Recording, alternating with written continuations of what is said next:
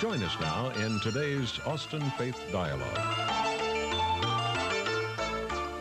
Hello, I'm Richard Thompson, pastor of Central Presbyterian Church, and your host for today's program. Holistic health is a new phrase in the medical field. Body, mind, and spirit are so inseparably related that each person must be treated as a whole.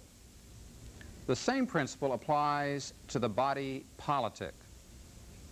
The Scripture speaks of shalom as the soundness of peace in society.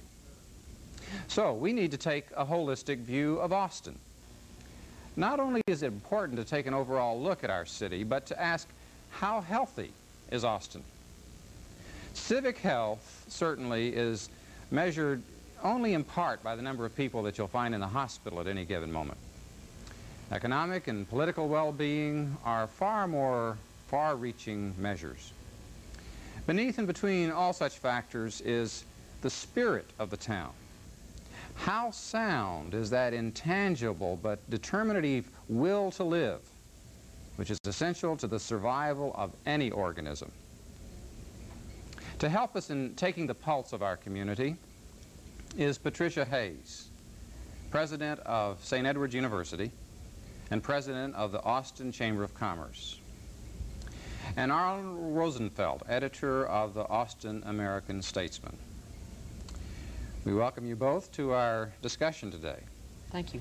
And I think that you'll find that it's so broad that it may seem a bit difficult to relate to specifically, but I think it has the possibility of helping us all get a fix on where Austin is at this point in time. And Pat, as the president of one of our local colleges and head of one of our important civic associations, can you give us a little bit of a sense first of where you've come from? What was your background before you came to Austin? I came in 1984 from a small college in upstate New York. Had never been in Texas, and discovered Austin as really a very unusual and exciting city. And I guess, as my chamber affiliation suggests, got pretty involved pretty quickly and have more optimistic views about Austin actually ever since I've come here. I see. And you came, when you came in '84, the difficulties of the town economically and so on were beginning to evidence themselves. And just barely. 1984, everything was possible in Austin. Interestingly, and I'm sure Arnold will say a little bit of the same thing because we came almost at the same time, from an outsider's point of view, at that time, it was clearly too good to be true. And in some ways, was too good. It was not as good as it looked then, and is not as bad, hopefully, as it looks now. I see. All right. Well, we'll come back to that because I think that gives us a perspective. Arnold Rosenfeld, editor of our local paper, where were you before you came to Austin? I was in Dayton, Ohio, but this was really a return to Texas for me. I had lived in Houston a great part of my adult life, had gone north, edited a couple of papers in Ohio, and came back here to find an Austin that was vastly different from the one that I remembered when I used to come over here occasionally as a reporter. It was vastly changed. Now let's make a comparison on that. When you left Texas, what year was that? We left in 1969. All right. And you returned in '84 all right. with Pat. Okay, that was a long enough period of time that the Austin that you left was in your memory as what compared to what you found? A nice, rather undiscovered place, a pleasant place. The legislature was here, and if there was any tension, it was probably there. A college town, a liberal town, progressive, a nice place to live, still is. Not all of this has changed.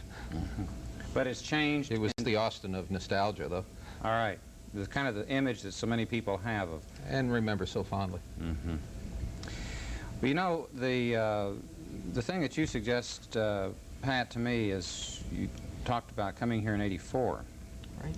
Was when there was, I've heard it described as a fever, like a speculative fever that had the town in its grip, and the extent to which there are so many buildings that are standing empty today as a result of the overexpansion of that time and the number of foreclosures, all of that from an economic standpoint, is not healthy. But you are saying that that was all just beginning to evidence itself at that time. Do you feel that there's such a thing as overcoming the effects of that fever? Oh, I feel pretty confident that we're on the way to recovery. It's just not across the board. In 1984, the land flips with people buying land and selling it at 10% more, literally a month or two later, were just so common. People doing market feasibility studies, but 7 of them at the same time, and deciding that the market could take 1 new building. And I think that what we saw was obviously overbuilding, a crash in real estate values, simultaneous with the problem with oil prices and the problem in the semiconductor industry. So Austin got hit in 3 of its strong suits all at once. What I see right now is still terribly painful problems in the financial industry related to land values, and they're not going to be taken care of, in my opinion, until some of the government decisions are finalized, particularly in the savings and loan industry right now. But on the manufacturing and the high-tech area, increasing interest in Austin, visits from folks that are thinking of moving plants to Austin in numbers that we didn't see at all a year ago. We've had something like 3,000 new jobs announced since the beginning of 1988. Half of them are the temporary jobs related to the census, but there are another solid 1,500, not just Semitech, but Lytton and Continuum. And so that's what I see that's going on the good side. It's just a question of sopping some of the empty buildings up, and I still think that'll probably take 18, 24 months. Are you that optimistic, Arnold? Well, a few weeks after I came here, I went to lunch with a very distinguished member of the business community, and he said he was really worried about the economy, and this was at the height of the boom. And I said, what's the problem? And he said, well, we have too much in real estate. You can't have an economy simply based on real estate. And I think to a very large extent that was true. Austin had moved in that direction, had gone beyond, for really the first time, its political base, the legislature, the state government, the university, and gone into sort of unknown territory economically. And it's now experienced the kind of thing that is never quite seen before because of that. It was almost inevitable this will happen. I think people are hurting here unlike they had ever had before. I think the question in the long run is going to be whether we're all going to sort of get well together. There are people here who never benefited from the boom, never noticed it. People east of I-35 who never saw the benefits, saw the jobs, saw anything. And if rising tides raise all ships, are we going to see that the next time around, where many people will benefit, not just segments of our economy? So I guess my question is, are we all going to get well together? Probably slowly, maybe even more slowly. I'm not sure we're ever going to see land prices, 1984 land prices. I'm not sure we want to. That kind of heated economy. I hope we've learned something out of all this. In other words, you're not necessarily thinking that a replay of all that frenzied, feverish kind of activity would make for really a healthy social organism. I would be scared to death if it really happened. I think it might be encouraging superficially, but I think we've got to establish a more solid base. But that's not to say there shouldn't be a solid base. We're a city now, and there are a lot of interests out there, and a lot of people care about the economy and potentially benefit from it. I have a sense, having been here just over 2 years, that the pain that this community has gone through has created, on the one hand, it's created something of what I think happens under any condition of stress, where people are just sort of watching out for their own interest and the devil take the hindmost sort of attitude. But on the other hand, I think it's created a countervailing force of awareness that we all have to prosper eventually for any one of us to really prosper fully. And I think this kind of picks up on the idea of the biblical shalom that I mentioned earlier, that you can't have one part of the body that really is infected while the rest is supposedly doing well because it eventually affects the whole. But you're working with a religious institution out here south of the river, St. Edward's, as related to the Catholic Church, and as an educator and one that has that faith commitment, what's St. Edward's doing that is being a source of health to expand out to the larger whole? I like to think two or three things. One, the philosophical vision that inspires St. Edward's, and that reflected in the students that we try to serve. St. Edward's is about 2,700 students right now, and that's about 1,400 full-time undergraduates, and then virtually all of the part-time baccalaureate and master students in Austin. So that mission to the continuing education working adult, I hope, is helping some folks in Austin that need that opportunity. Overall, we're 21% Hispanic and about 6% black, and that's almost an exact picture of Austin, and that's an important part of where we want to go. We feel that the vision that Arnold was talking about in terms of, you know, are we all going to get better together, has to do with something in education where students are encouraged to think about all of their brothers and sisters in a multicultural sense and an international sense. And that's one of the fun parts of being a small university. I mean, students from different backgrounds get to meet one another and interact pretty directly with faculty, and you can deliver that message in a pretty strong terms. So that's what I like to think that St. Ed's is doing philosophically, and I guess I like to think that maybe in the community at the same time we're growing up to some of that philosophy of mutual concern through the hard times you mentioned. I think that's wise. I think the highest possible priority right now, given Austin's future, the highest possible community priority is education. I don't see how Austin can fail to do well if we take care of our educational business. I remember some years ago in Dayton, a community that was really hurt by a tremendous trauma and change of industry. A group of communities got together just to simply set some priorities. And they said, wisely, after a couple of days, said, the best thing we can do is educate our kids and our young people. I think you have to look, I don't think Austin, despite all the wisdom we have here, it's a tremendous amount. This is such a bright city, and sometimes a tremendous amount of wisdom misdirected. I think that we have to look at what Austin is going to become relentlessly. It is going to change. The ethnic composition, the religious composition of this community by the turn of the century is going to make this a very different community. And the issue for me is, are we going to do that well? Are we going to let things happen to us? Or have we learned from anyone's experience, even our own, about how to do things well in this community? That change is going to take place. It's on the way. And how can we do it with, you know, with some goodwill and some caring, so that this community has the potential of being an example, a good example to the country, to the state. Could do some modeling in that regard. But the one thing I noticed when I came here, I didn't think there was a lot going on in terms of planning, a lot of concern about social issues, but that inevitable future wasn't being looked at. And I'm not sure quite yet it still is. What are we going to be, and how are we going to prepare for that?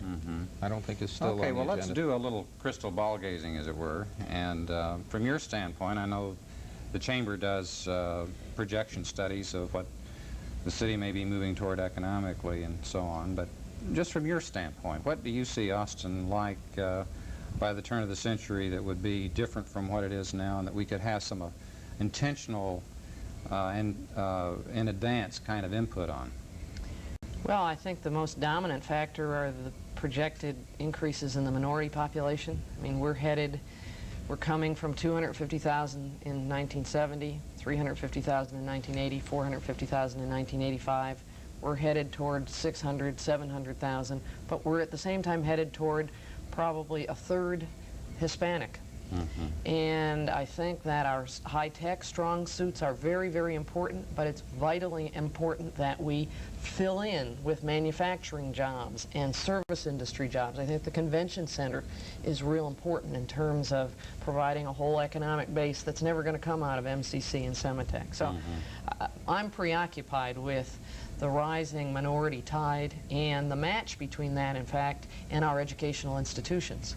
We're kind of an unusual community because we are privileged to have the flagship state university. And I think that means that we rely very heavily, for example, on Austin Community College in our future. I see Austin Community College, it's something like 27,000 today. I think we're going to watch that head toward the year 2000 to 40,000. And you know, that's why when you asked me about St. Edward's, maintaining our service to a multicultural population is something we hope and think is very important to the future of the community. Okay. I think that the extent to which you give these numbers and people begin to see Austin as becoming like a big city, Right. and the big city doesn't have exactly the best image in this country. Would you think, Arnold, that the increase in size, just even apart from the diversity of it, would make it inevitable that Austin could never recover a sense of cohesion and identity? I think if we drift and pay no attention to what we're doing, I think that's there's every possibility. I don't think to say city, though, is to necessarily always say a bad thing. I think you have to look at why people have gotten together traditionally down through history to live in cities together. There's something good about that they live together for protection. They live together for education because cities can provide certain kinds of services. They live together because the possibility to be entertained is greater. There are many good reasons that people gather together to live in cities. I think we need to explore those. But I think if we fail to come up with a plan and sort of get our act and not get our act together, we could have all the problems of a big city. This is going to be a city, and I think the issue is, you know, whether we're going to do that poorly or well. All right. I think that the extent to which you have been out, as I understand, over a period of something like 3 years, meeting with people at the local level, grassroots kind of meet the editor meetings, is that what you call it? Meet the editor. Yeah. Okay. What have you gleaned from that in terms of the possibility of people joining together, of having a sense of cooperation rather than being divided? Well, I think that a lot of what I've done is concerns just simply the paper and its role and what people expect out of the paper. That's 2/3 to 3/4 of what one of those meetings is really about. I get a sense that something is going on here that has to do, and it was referred to earlier, with bad times. You'd like to avoid bad times. No one should or does take any pleasure in them. But I think people are a bit more noble during those times. I remember when I first got here, there was a lot of talk about quality of life. I thought if I heard it one more time, I was going to throttle someone. People don't say that too much anymore. I think they're concerned about the environment, as they should be. I think that they have deeper concerns. I have the impression that, you know, as the city, for instance, has struggled with its own budget, it has coalesced a number of factions and at least got them talking off the same agenda. That some of the more corrosive things that we were saying about each other 4 years ago aren't quite being said. We may do it again. It's worlds of fun, and but I'm not sure that we need it. You know, I think the question is sort of how much healing can we do with each other. Austin is a very political town. There's a lot of a lot of trauma, a lot of interest in politics for its own sake. I think we have to ask finally, what is it really all about? Why are we doing this? What is the end product? We sometimes in the past have lost sight of what we were arguing about in the first place. And, you know, these arguments sometimes became like a flowering bush with new branches and new fruit and new sub-arguments going on. Frankly, I still see anger, shock, fear, but I see a little less of doing it for the fun of it anymore. You don't have the luxury of just playing the political game, or to be argumentative for the sake of argument. It's for a purpose here, and maybe that will help, you know, pull us together. It's an independent town, as you indicated before. Very. A lot of highly educated folks, and are very much into their community. And I know that when I came, I was almost immediately struck by this division between the developers and the conservation people, the neighborhoods. As a Chamber of Commerce officer, you, I'm sure, have felt that kind of divisiveness. Do you see us moving past that?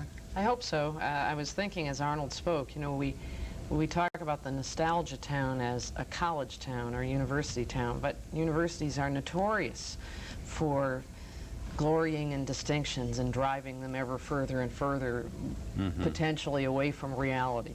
And I think those roots may be somewhat alike, and as we get larger, and we need not take on a kind of big city image, we may be able to take on more of a community image in some ironic way.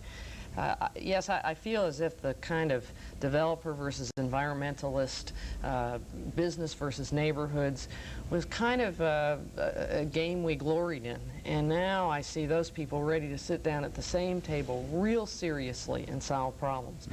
I still feel as if the one where we're not, it's not that we're not coming together, I just don't know whether we're being aggressive enough on the East versus West. I feel as if maybe it's Texas bootstrapism that keeps that as a little bit of a blind spot that doesn't factor in where the truly economically disadvantaged and poor are moving as we move into the future. I think the day will come, I can't say when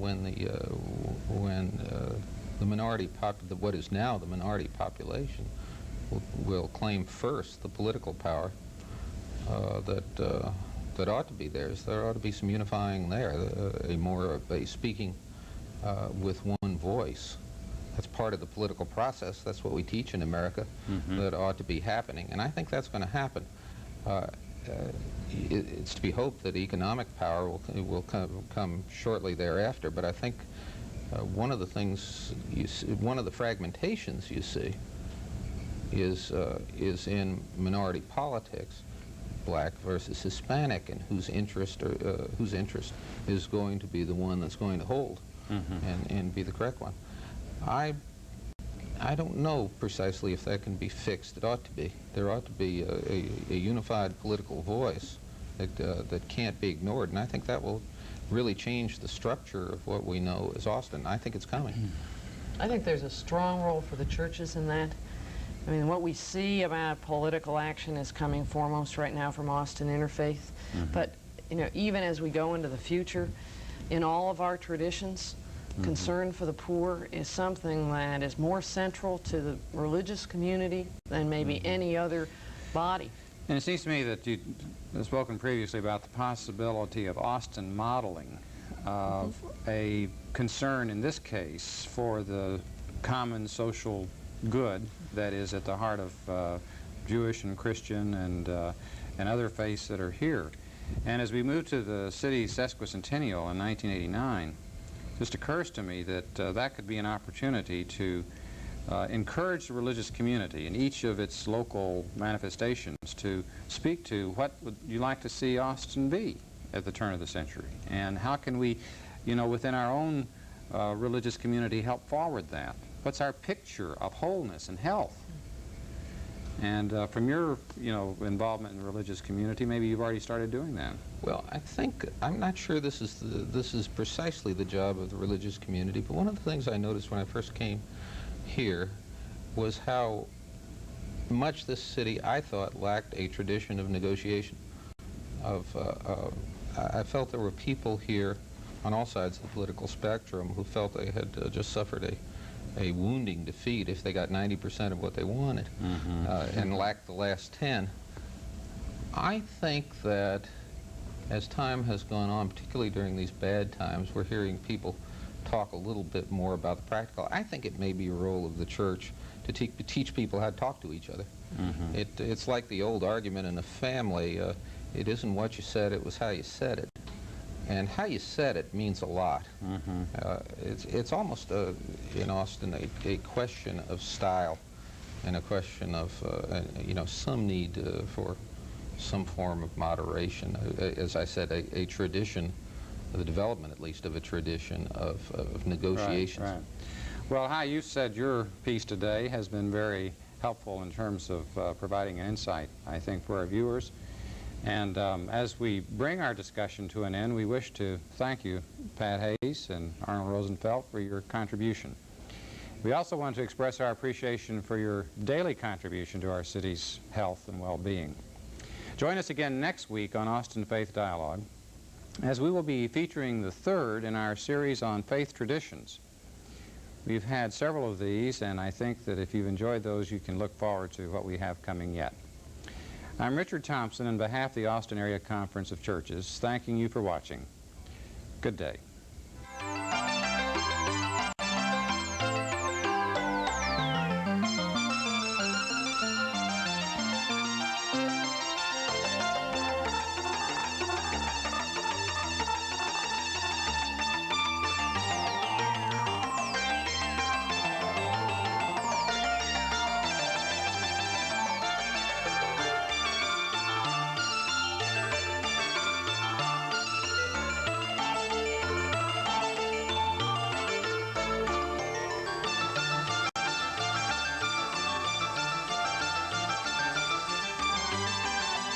For more information about today's topic, call the Austin Area Conference of Churches at 472-7627.